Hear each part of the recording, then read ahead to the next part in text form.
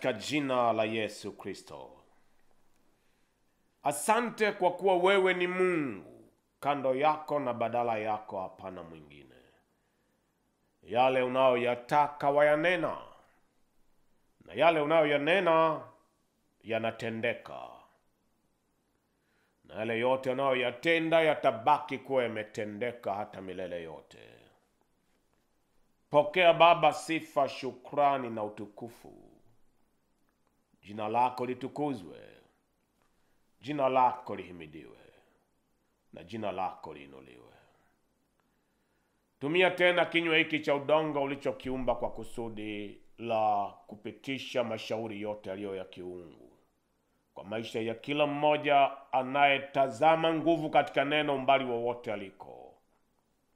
Gusa maisha yake, mwanzo na hata kilele cha kipindi hiki. Mpe kuona mkono wako wa hakika kuwa juu yake, na majawabu ya wema wako pande zote za maisha yake. Katika jina la Yesu Kristo. Amen. Haleluya. Ninakusalimu tena katika jina la Bwana na Mwokozi wetu Yesu Kristo. Ni uzuri ulioje kwa Mungu kutuleta pamoja tena katika ushirika huu kupitia nguvu katika neno. Majira na nyakati ambayo Mungu anakupa siri za kanuni zake. Anakufundisha na kukuelekeza maarifa ya kichwa chake, ili usienende kwa kupapasa, bali uenende kama mtu anayejua sauti ya Mungu inamtaka nini na inampeleka katika maelekezo ya mambo gani. Ni topic tunayoendelea nayo kutokea umbali mrefu sasa. Kuishinda roho ya mkwamo, wakati tukiwa na furaha kubwa ya kukuletea utajiri wa hekima ya Mungu iliyosheheni katika madhabahu ya nyua za mji wa Bwana. Timu yote ya Hebron Media itakuwa na kila sababu ya kunena kwa heshima yote mbele za Mungu jina lako na maisha yako, kwamba Mungu akukumbuke pale unapobeba hekima ya mtu atakayewashirikisha wengine mema yote ambayo Mungu anakutendea kupitia nguvu katika neno. Kwani ni wakoma 4 nje ya mji wa Samaria waliotumia hekima hii ya siku za maandiko, wakisema jua lisichwe, ikiwa watu hawajajua habari ya wema aliyoutenda Mungu kwa taifa letu. Maana jua likichwa, na sisi tunajua hapa kuna chakula na watu wanakula watoto wao kule, mabaya yatatupata. Hii ni hekima ya kiroho na ni hekima ya kimaandiko. Unapoyajua yaliyo mema, ili mema hayo yadumu kuwa mema kwako, washirikishe wengine kwa gharama yoyote ile. Ni kuikabili roho ya mkwamo ndiyo topic yetu kubwa. Tumetoka kushughulika na roho ya mkwamo katika kipengele cha udhaifu, na sasa tunashughulika na udhaifu ule unaofanya maisha ya watu kuwa ukiwa, na kile kinachotokea sasa ni hali ya utupu ndani ya mtu, ndani ya moyo wa mtu. Yani the emptiness, kile ambacho tunakiita the spirit of emptiness, ni mtu kujikuta una mikono mitupu pande zote unakokuwako. Na roho ya mikono mitupu katika maeneo kadha wa kadha huja kwa sababu tu mtu ametekwa na kitu tunachokiita hangaiko la moyo, yani depression. Hangaiko la moyo ni lugha ya kimaandiko, yani ya Biblia. Lakini tunapoigusa depression, ni hali ya tatizo la kiafya inayotambulikana kitabibu, inayomfanya mtu aathirike vile anavyojisikia, vile anavyowaza, na vile anavyopanga na kutenda katika maisha yake. Vipindi viwili vilivyopita, yaani sehemu hii ya 4, kipindi cha kwanza na cha pili, nimekueleza mambo yale 18, yaani 9 sehemu ya kwanza na 9 sehemu ya pili, ya dalili za mtu ambaye hangaiko la moyo liko juu yake.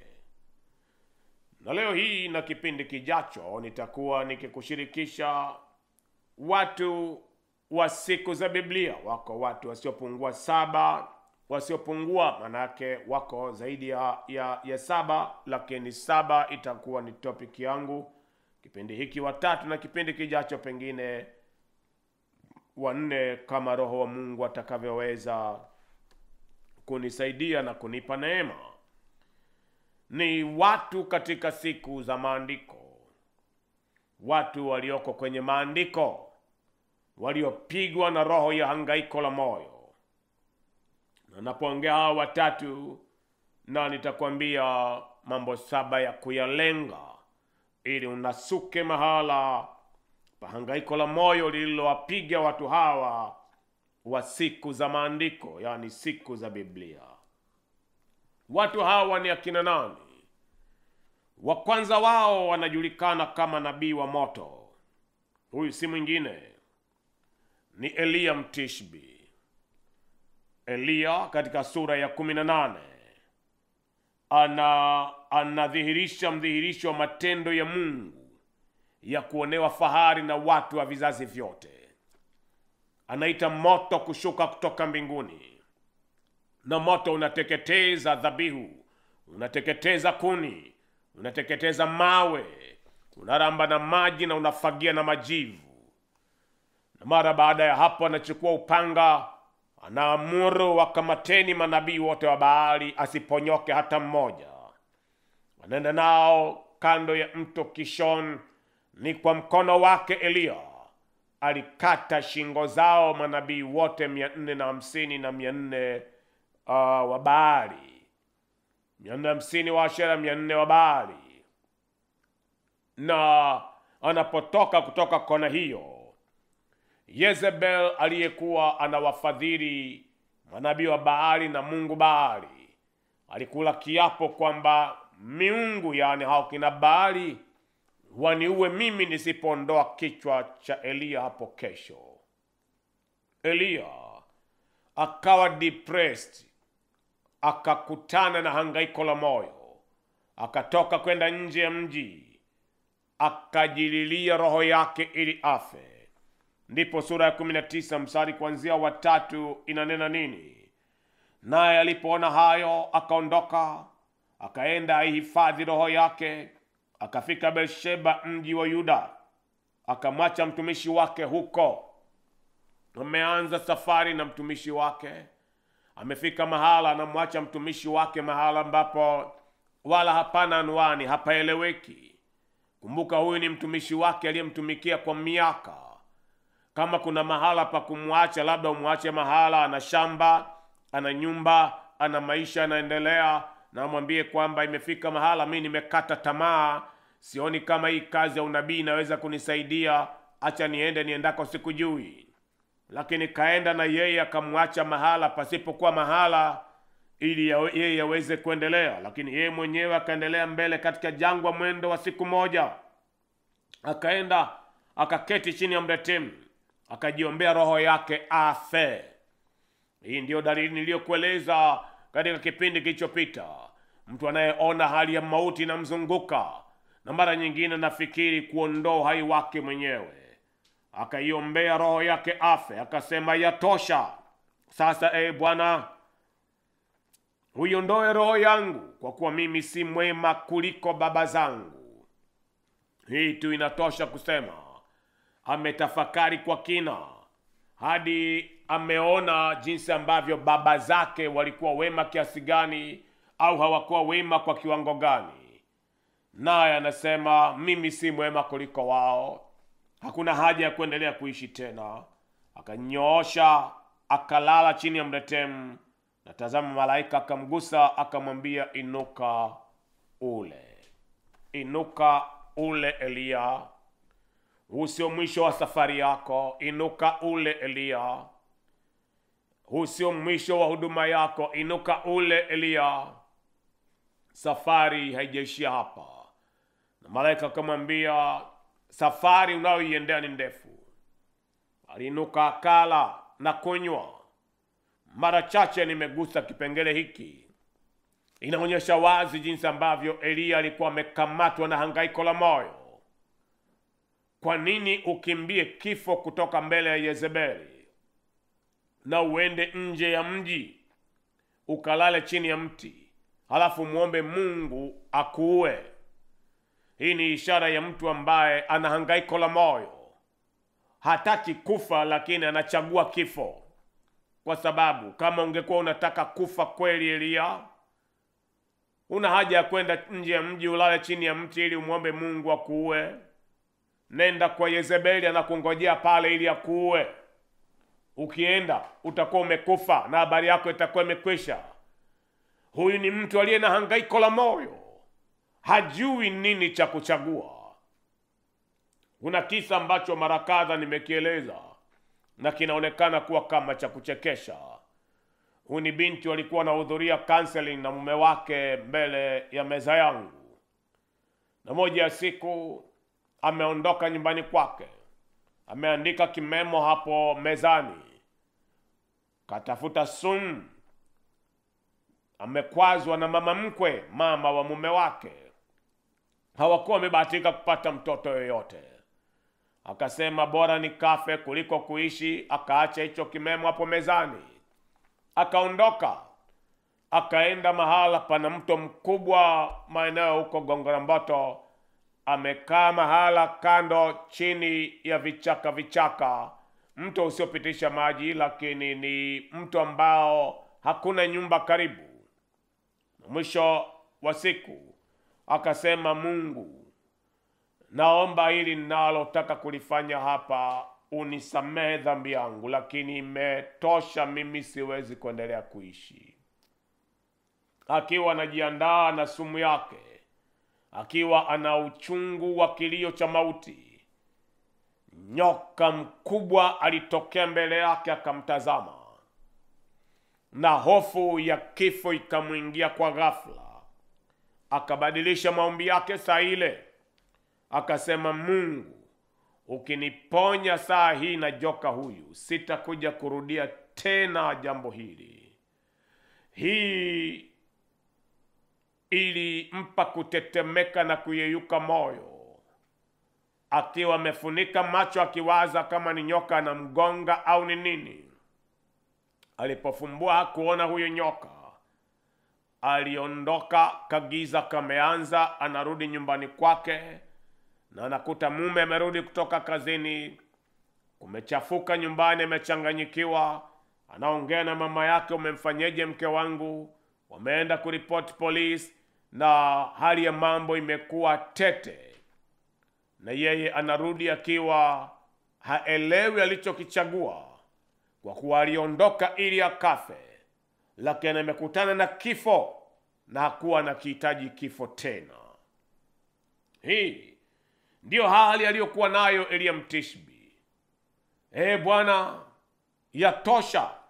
Analala hapa akisema, iondoe roho yangu.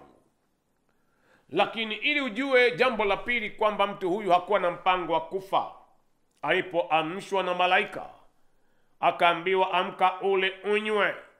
Mtu mwenye mpango wa kufa huwa anakataa kula na kunywa. Ule na kunywa ya nini saa hii, wakati ndani ya masaa machache yajayo utakuwa unakufa? Haina maana yoyote. Na hamuulizi huyu mtu anayempa chakula anatoka wapi, chakula kimetoka wapi, ila anajua kwamba hapa yuko chini ya administration ya malaika wa Mungu, anahudumiwa na mbingu. Katika mtiririko hayo yote, Eliya alikula na kunywa na akaenda kwa nguvu ya mlo huo kwa siku 40.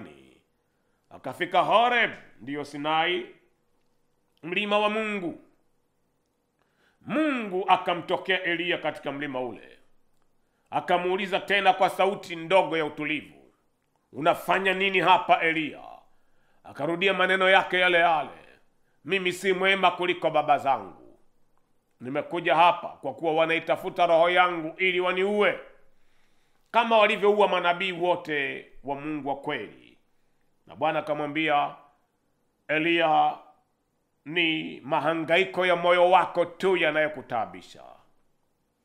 Mimi Mungu niko na watu 7,000 zaidi ambao goti lao halijawahi kupigwa kwa Baali. Hauko peke yako Eliya. Moyo wako umetekwa, mawazo yako yametekwa, una hangaiko la moyo na unayaona mambo kwa mtazamo usiokuwa sahihi. Hili ndilo tatizo lako Eliya. Inuka sasa, nenda kawatie mafuta watu 3. Hazaeli awe mfalme wa Shamu, Yehu awe mfalme juu ya Israeli, na Elisha mwana wa Shafat awe nabii katika ofisi yako. Eliya aliyetamani kifo wala hakuonja mauti katika damu na nyama, magari na farasi wa moto viliagizwa kutoka mbinguni kuja kumlaki Eliya duniani, vimpeleke mbinguni moja kwa moja akiwa hai. Kama ukijua kwamba umetengwa mbali na nguvu za kifo na mauti, uthubutu wako utakuwa ni mkubwa wa kiwango gani? Ndivyo ilivyo kwa mtu yeyote ambaye hangaiko la moyo limemteka nyara. Linakupa kuahirisha, linakupa kukwama, linakupa kutengwa na ajenda za wema wa Mungu pande zote za maisha yako. Mtu wa pili ambaye yuko katika topic yetu siku hii leo ni Yona. Yona ni kati ya manabii maarufu. Kitabu chake kimeandikwa katika orodha ya manabii wadogo. Lakini Yona, kwa wale tunaosoma maandiko vema, ni nabii aliyefanya huduma akiwa na contemporary, akiwa na majira sahihi na Eliya na Mikaya, yani Mika, ambaye alinena unabii ya kwamba naona Israeli wote kama kondoo wasio na mchungaji wametawanyika, na Yona alikuwa ni miongoni mwao. Huyu ni kati ya the major prophets, manabii walio masinia, ingawa kitabu chake ni kitabu kidogo. Kwa hiyo mgawanyo wa vitabu, kunapokuwa na major prophets na minor prophets, ni kwa sababu ya ukubwa wa kitabu, lakini sio kwa seniority ya hadhi, upako na uwezo wa uonaji.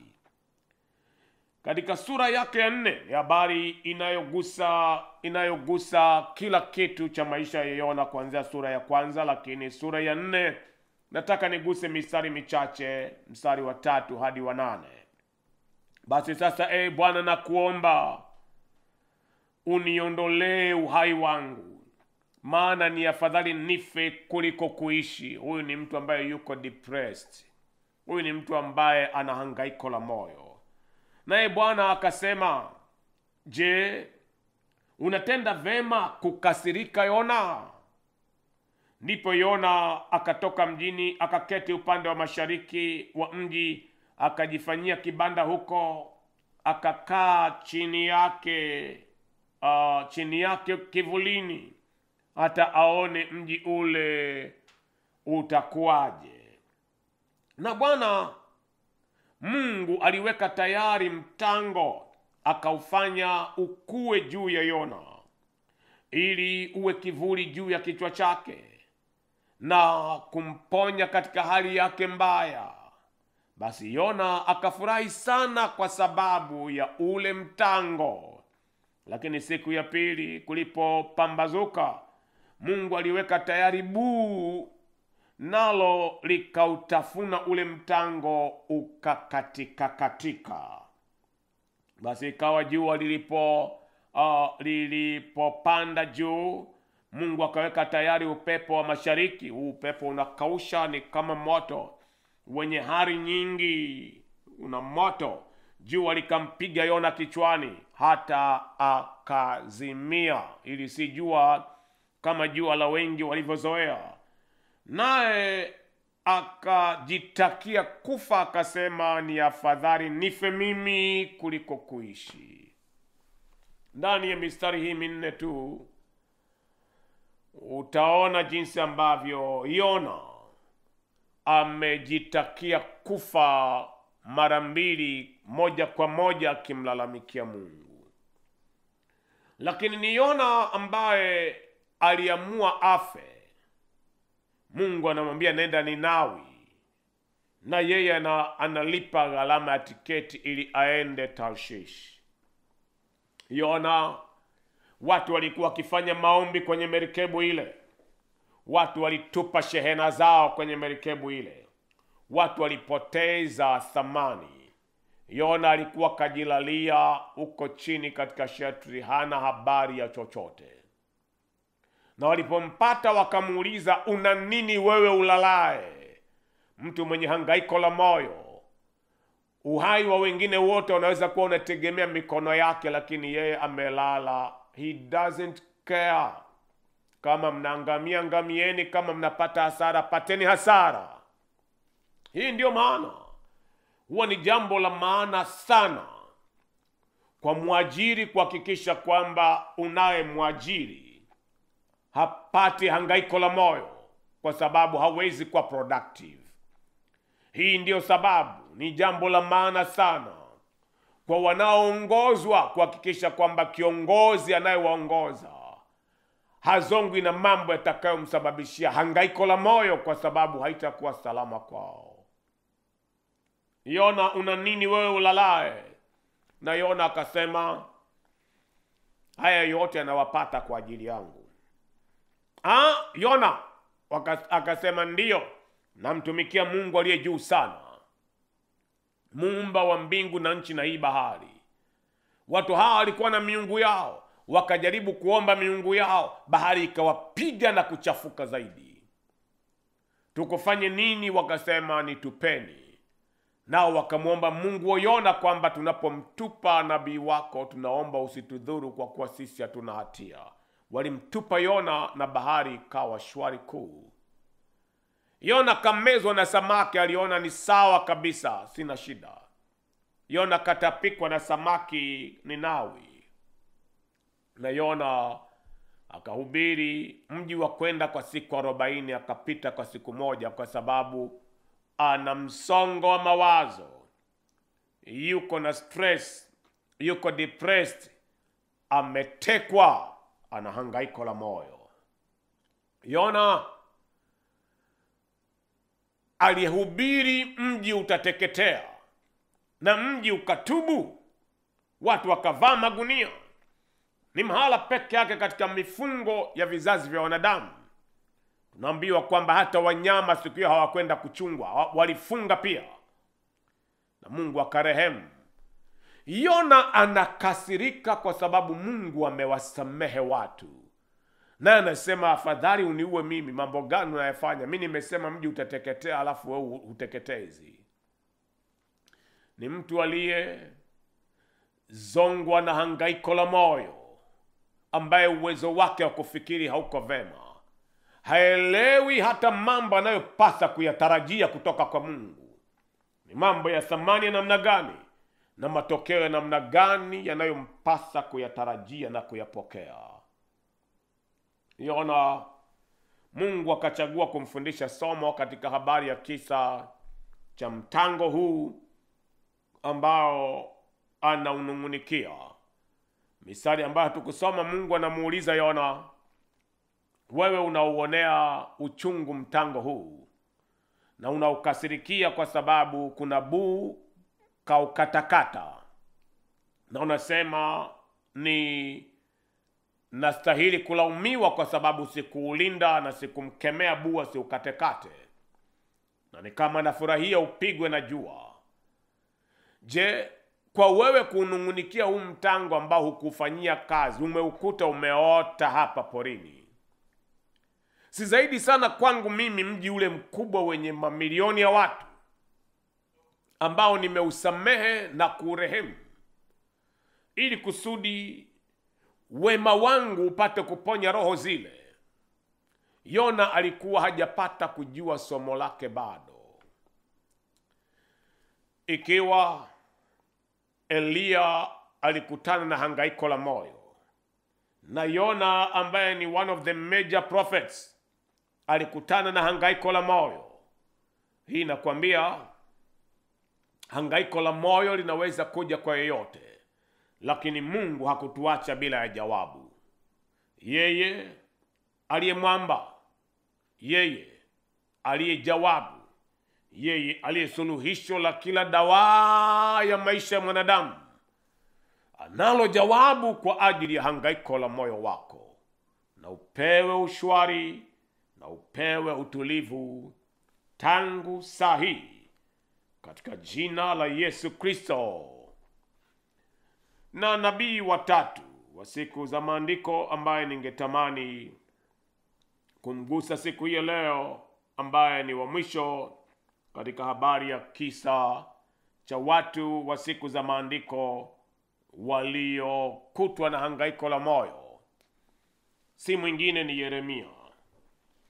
Huyu ni kati ya manabii wakubwa, na kitabu chake kiko katika orodha ya manabii wakubwa, lakini si kitabu cha Yeremia tu, kwa kuwa yeye ndiye anayetupatia kitabu cha maombolezo pia.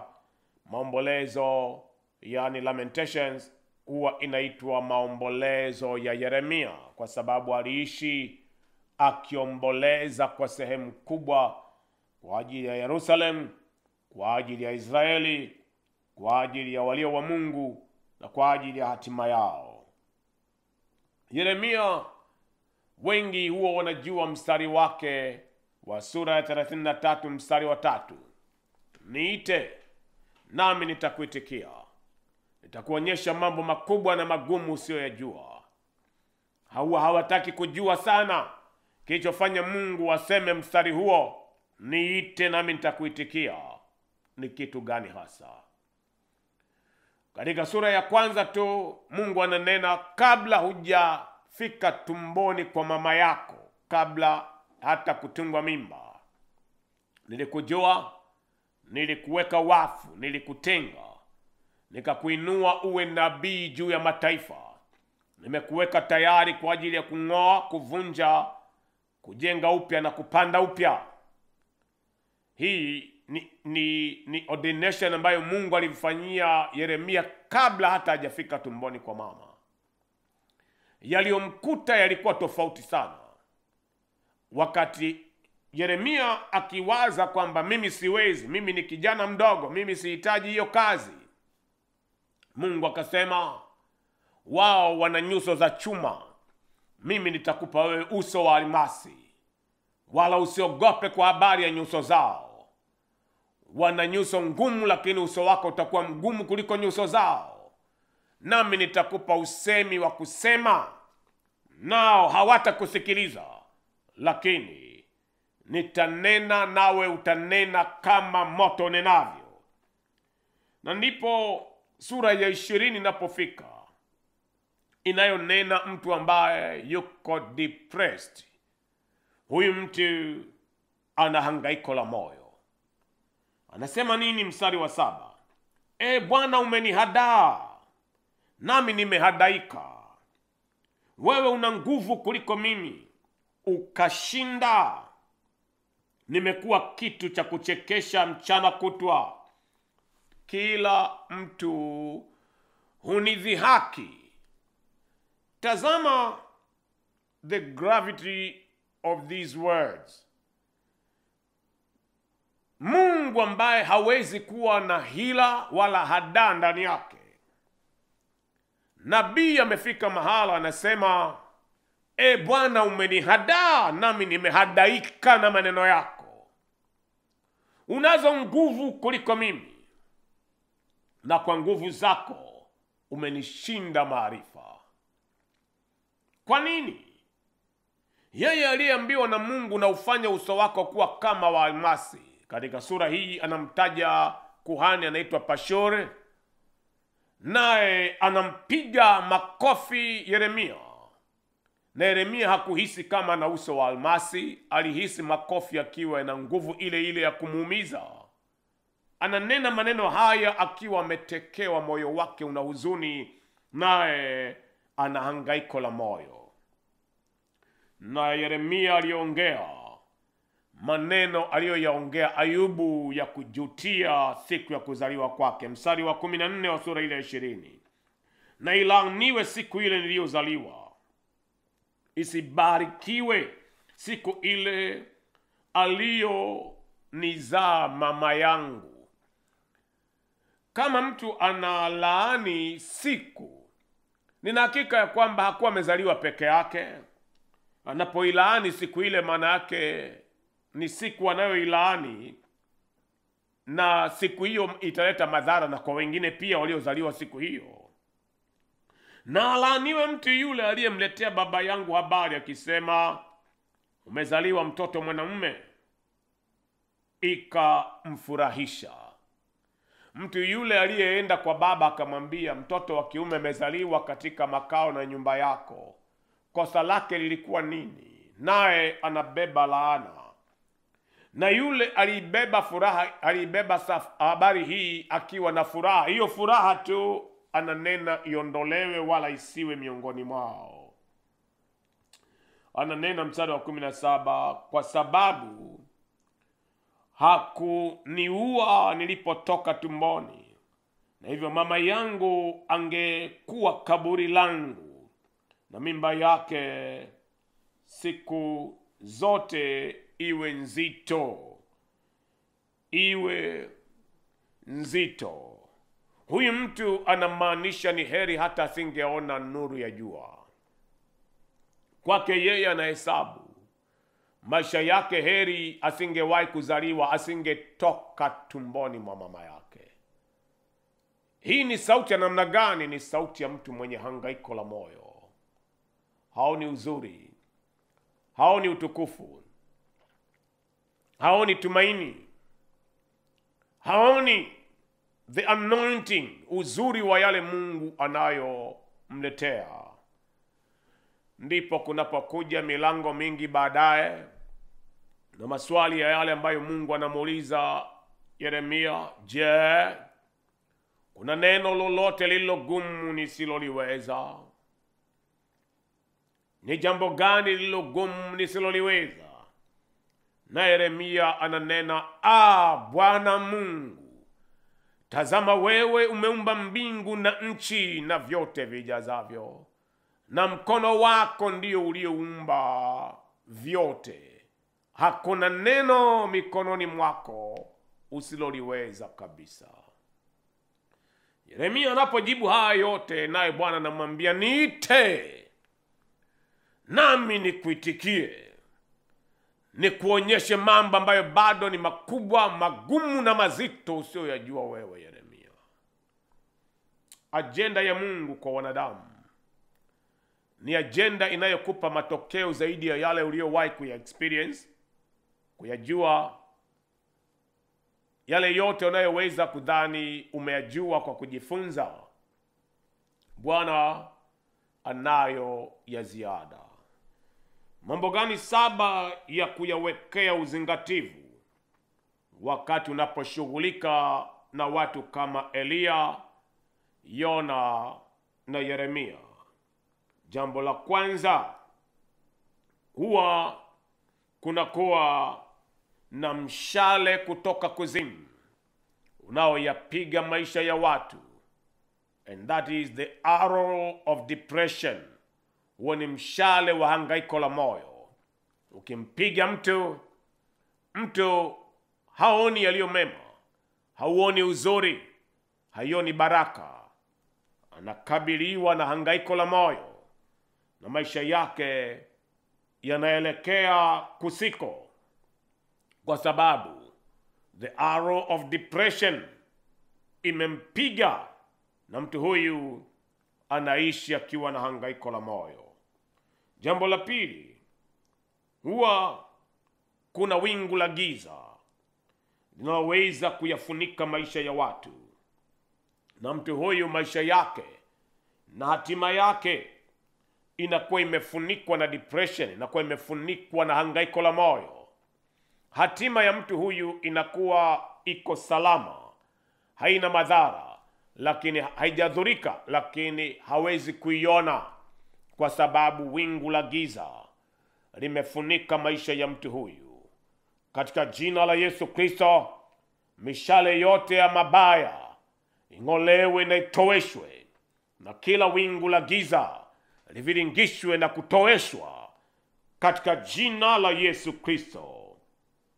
3, nini cha kuzingatia unapokutana na maisha ya watu kama Eliya, Yona na Yeremia? Tambua ya kwamba kuna nyenzo za kipepo. They are satanic devices. They are satanic weapons. They are demonic weapons ambazo mara zote hazitakiwi kufanikiwa katika maisha yako. Isaya 54:16-17, nimemuumba muhunzi, naye anafukuta kwa moto, anatengeneza silaha zake, lakini kila silaha anayoiunda haitafanikiwa juu yako. Kwa sura hiyo, una mikono inayotengeneza silaha mpya ili kuzifanyia majaribio katika maisha yako. Hizo nazo zifanywe ukiwa, amani yako iwe ya kudumu, na hangaiko la moyo liache maisha yako vya kudumu. Ni silaha za yule mwovu. Bwana mwenyewe hunena ya kwamba huwapiga kwa wazimu waganga wao, na mikono yao ikashindwa kuzitenda kazi zao. Jambo lile la 4 ni nini linalokupasa kulitambua unapokutana na kielelezo cha watu kama Eliya, Yona na Yeremia wa siku za maandiko? Ni wewe kutambua ya kwamba katika baadhi ya nyakati unaweza kukutana na watumishi wa shetani, yani they are satanic ministers for satanic ministrations. Hawa huwa ni wajumbe wanaotoka kuzimu moja kwa moja. Hawa ni kama unavyomuona mtu anaitwa Pashuri. Yeye ni kuhani, alitazamiwa anene iliyo haki, alitazamiwa amtetee nabii anayenena habari ya Mungu kwa kusudi la Mungu, lakini ndiye alikuwa mstari wa mbele kumpiga Yeremia makofi. Ndiyo wenye mamlaka wakaamuru apelekwe kwenye bonde la uwanda wa walinzi kulikojawa na tope, akatupwa huko katika hiyo dungeon, na Yeremia akaanza kuzama pole pole, mpaka mmoja wa watu kutoka Afrika alipokumbuka, kama kwa bahati nasibu tulitupa mtu kule, pengine atakufa, akamteremshia kamba zenye matambara, akaweka kwa pani Yeremia, naye akamuinua kutoka shimoni. Maisha ya Yeremia alihisi hana uhai tena, hayuko salama tena, lakini ni kwa sababu hawa ambao tunawaita satanic ministers wamejitwika, wamejivika joho la haki, lakini wao wenyewe moja kwa moja ni watumishi wa shetani, ni wajumbe wa shetani toka kuzimu. Hawa wasiwe sababu ya maisha yako kubeba hangaiko la moyo. Wasiwe sababu ya maisha yako kubeba hangaiko la moyo. 5, ni nini cha kuzingatia katika hali inayowakabili watu kama hawa? Watu kama Eliya, Yona na Yeremia ni pale ambapo unakutana na sauti za uovu. They are evil voices speaking depression katika kila eneo la maisha yako na hatima yako.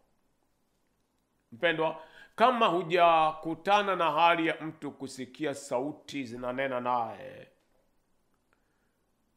omba Mungu akutenge na hali ya sauti zinazonena mabaya juu yako. Omba Mungu akutenge na hayo daima. Daima. Nilikuwa nikimhudumia kijana ambaye Mungu alikuwa akimhudumia kwa mengi sana. Tatizo lake lilikuwa moja tu kubwa. Sauti zinazonena naye, zinanena naye mabaya, zinanena naye kumshinikiza. Anazisikia sauti zikinena naye, sauti zinazomshinikiza kumwambia mambo ambayo sivyo yeye alivyo. Yeye ni kijana wa kiume, kuna sauti inamwambia wewe ni mwanamke. Akibisha inamweleza kwa vielelezo na kumshinikiza, wewe ni mwanamke, huwezi kuwa mwanaume. Mke wake na watoto wameondoka nyumbani kwake, na anahisi ni nini kinatokea, au walihisi kuwa mimi sio mwanaume. Na moja ya siku, katika mazingira ya utani tu hivi, kijana mwingine wa kiume hapo kanisani akamtania bila ya kujua. Wanawake walikuwa wanaitwa waende wapige picha mahala pamoja na watumishi wa Mungu. Walipomaliza ikawa ni zamu ya wanaume, naye akawa amekaa hajaamua akapigwe picha. Na kijana mwingine akasema, wewe wanaume wanaitwa kule, au wewe ni mwanamke. Ni jambo lililomtaabisha kwa majuma mawili. Hali kitu halali, mpaka anapokuja mezani pangu ananilalamikia. Na nilisikia hasira ndani yangu, kwa nini kuwe na utani wa namna hii nyumbani mwa Mungu?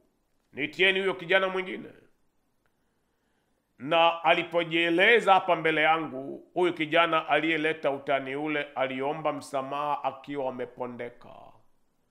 Nikamwambia huyu kijana mwingine, jina lake ni George, umeteseka majuma yote mawili. Maandiko yanasema nini? Una neno na ndugu yako, muone kwanza. Asipokuelewa muite na mwingine. Asipoelewa na hao, waiteni wazee wa kanisa. Akikataa kuelewa na hao, muhesabuni kama mpagani, mtu asiyestahili kuwa katika jamii ya watu wa Mungu. Umeteseka majuma mawili kwa kesi ambayo ungeenda kumuona mwenyewe, mngemaliza akakuomba radhi, na yeye wala hana hata habari kama alisema jambo la namna ile. Hii inakuambia nini? The strange voices ni sauti zinazowafarakanisha watu na watu wanaowapenda, zinazowatenga watu na watu ambao ni baraka kwao. Ni sauti zinazonena kama sauti zinazomweleza Yona hapa, kwamba mimi nimekataa kuifanya kazi yako, umenishurutisha, umeniaresti na samaki, umenitupa kule, umeniambia baada ya siku 40 nawe unateketea, na nimeshahubiri, siku zimepita haujateketeza. Kuna sauti zinazokuchochea Yona, sauti za manunguniko yasiyo na sababu. Na Mungu akikuambia kwa maneno, wewe hautaelewa, kwa sababu tayari kuna sauti nyingi zinapiga kelele, utaibishia tu. Mtu wa namna hii Mungu huwa anamfundisha kwa kumpitisha katika experiences ya mambo yaliyo magumu. Anakupeleka katika jangwa, katika nyika, ambazo kwa nyika hiyo sasa mtanga umeliwa, na Mungu ameleta upepo wa mashariki. Wale tunaosoma habari ya upepo wa mashariki ndio uliompiga Farao. Ni upepo wa mashariki ndio uliogawanya bahari ya Shamu. Ni upepo wa mashariki ambao uliwaleta nzige juu ya taifa la Misri. Na upepo huu unapompiga mtu ni kama moto unaoteketeza na kuunguza. Ayubu anauongelea upepo huu wa mashariki kwa namna ya hatari zaidi. Ukampiga Yona, na Yona akazimia. Kwa hiyo halikuwa jua tu ambalo wengi tunali experience katika maeneo ya ikweta. Hapana, ni jua lenye moto, na mahala ambapo alipasa aanze kutafakari kwamba nimekosea wapi. Kinywa chake kilipofunguka akanena mabaya zaidi kwa Mungu. Kinena nini? Heri ni uniue tu, na naishi nafanya nini hapa? Na Mungu akanambia, sasa Yona, niambie, kuwa na uchungu na mtango ambao hukuupanda, hukumwagilia, ila ulikuwa ni kivuli kizuri kwako. Zaidi sana kwangu mimi nilivyowekeza kwa ajili ya Ninawi, mji ule mkubwa. Ndiyo maneno anayoyanena Yeremia hapa. Bwana, umenihadaa, lakini Mungu yeye ni kweli. Kwake yeye hakuna kivuli cha kugeuka geuka. Asemapo husema iliyo kweli, kwa kuwa kwake yeye ndiyo yake ni ndiyo na sio yake ni sio. Yeye hawezi kufanya ukweli kuwa uongo na uongo kuwa ukweli. Amekuhadaje Yeremia? Anasema niite nikulete mahala ambapo kuna siri za mambo usizoyajua, mambo usiyoyajua. Na nena juu ya maisha yako tangu saa hii ya nguvu katika neno. Kila sauti ya uovu ifumbe kinywa chake juu ya maisha yako katika jina la uweza la Yesu Kristo. Jambo la sita unaotakiwa kulijua ni nini hapa? Ni kwamba there are agents of depression. Hawa huwa ni wajumbe wa hangaiko la moyo wanaoweza kuratibishwa katika maisha ya watu.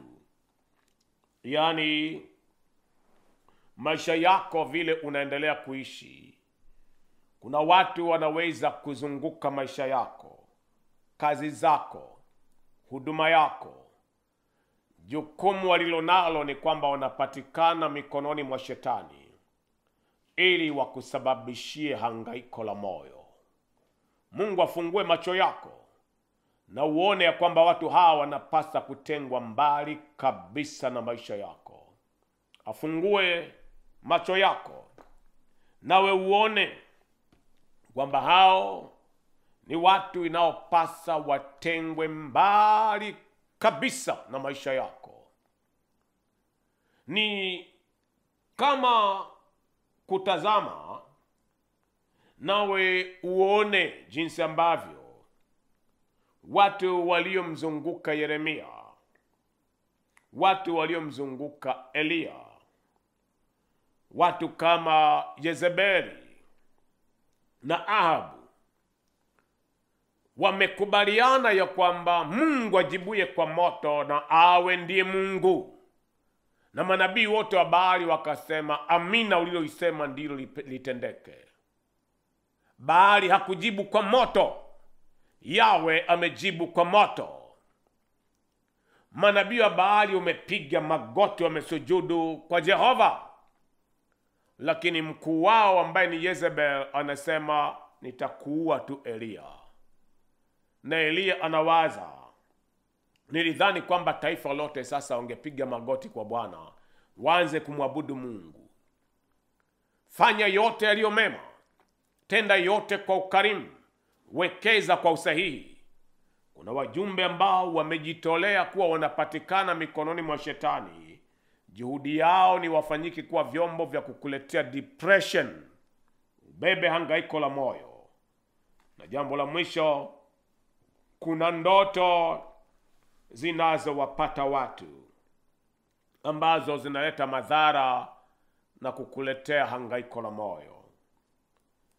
Kwa wale wote ambao wamekutana na kitabu Angamiza Mharibu, na kwa wale wote ambao wamesikiliza baadhi ya series na mtiririko yale ninayoyaongea, na hata katika topic hii ya kuishinda roho ya mkwamo, tulipogusa kuishinda roho ya mkwamo katika kipengele cha roho ya udhaifu, nimenena nawe vipindi viwili vinavyoonyesha magonjwa na matatizo yanayowapata watu kupitia ndoto zao.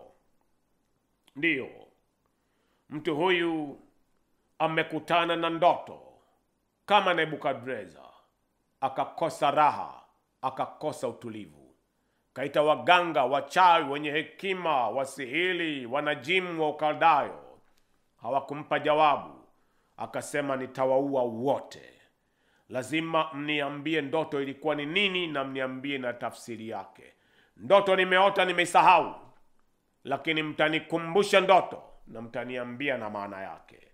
Jambo ambalo halijawahi kutokea katika vizazi vyote vya wanadamu. Waganga na wachawi wakasema, vizazi vyote watu huwa wanasema ndoto zao, na sisi tunatoa tafsiri. Wewe unachokieleza hakijawahi kutokea. Ndoto ya Farao ilikuwa ni ndoto iliyomnyima raha. Kwa nini ng'ombe waliokonda wanameza ng'ombe wanene? Na kwa nini masuke ya ngano yaliyokonda, yaliyo manyonge yanameza masuke yaliyonenepa? Tafsiri yake ni nini?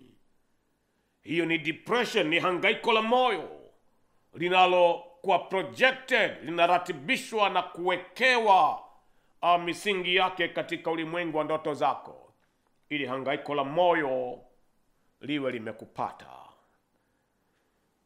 Nguvu katika neno inapokujilia saa hii, njia ya pekee ya kupitia ili utoke mahala pa mtego uliomkuta Eliya, Yona na Yeremia, uwe rafiki wa Mungu, moyo wako upondeke kwake.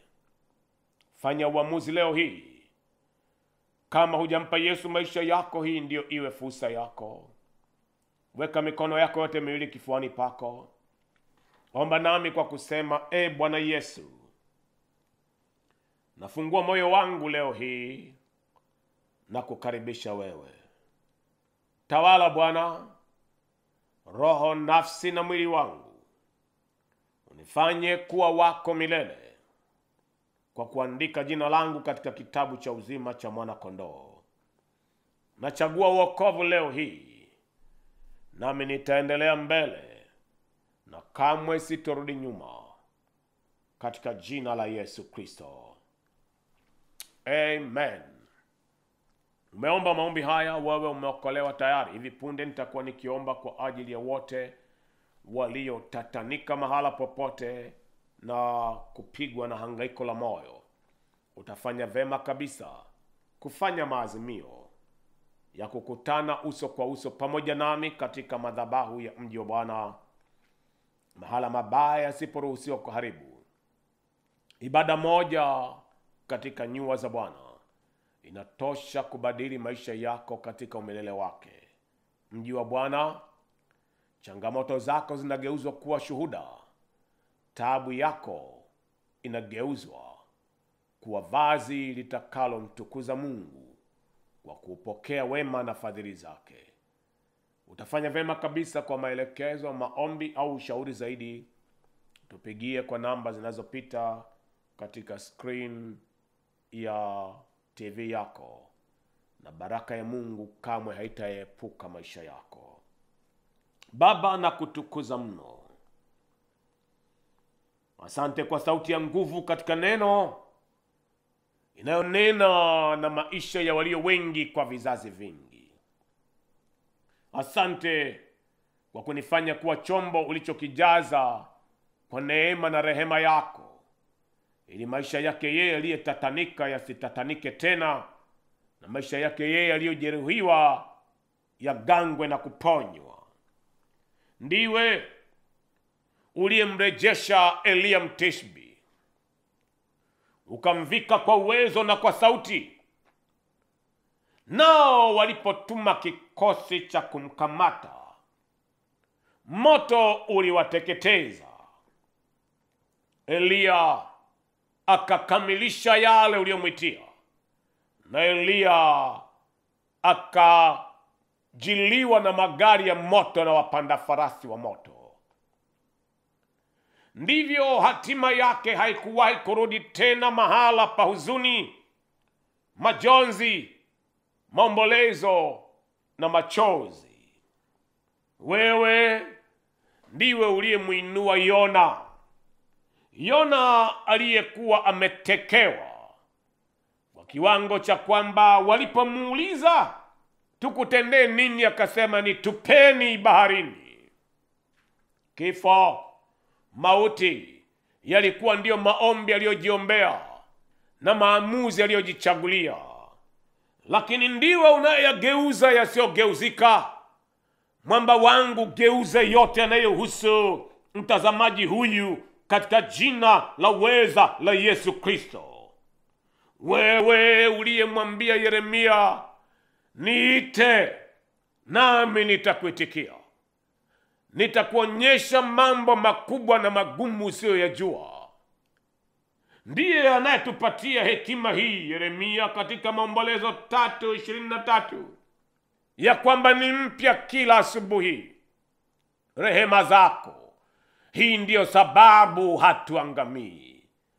Rehema zako Bwana zimtembelee kwa upya, atengwe na nguvu ya mauti, nguvu ya magonjwa, nguvu ya hasara, nguvu ya madeni, nguvu za giza na vifungo, nguvu ya laana na bahati mbaya, nguvu ya fedheha, kutwezwa na kurudishwa nyuma, nguvu inayomkatisha tamaa, nguvu ya vifungo, nguvu ya pigo la ulimi. Tengwe nayo, tengwe nayo, tengwe nayo katika jina la Yesu Kristo. Tangu sahi pokea pumziko katika nchi ya walio hai. Yeye aliyempa Yona mwisho ulio mwema, na akupe wewe shuhuda zilizo njema. Yeye aliyempa Elia mwisho wa kuonewa fahari, na alifanye jambo hili linalo kukabili kuwa jambo litakaloisha na shuhuda zako, na shuhuda zako ziwe za kudumu. Yeye aliyenena na Yeremia, kabla hujaingia tumboni mwa mama yako nilikujua, nikakupaka mafuta, nikakuweka wakfu kwa kazi hii ya kung'oa na kuvunja, kuharibu, ili upande na kujenga upya.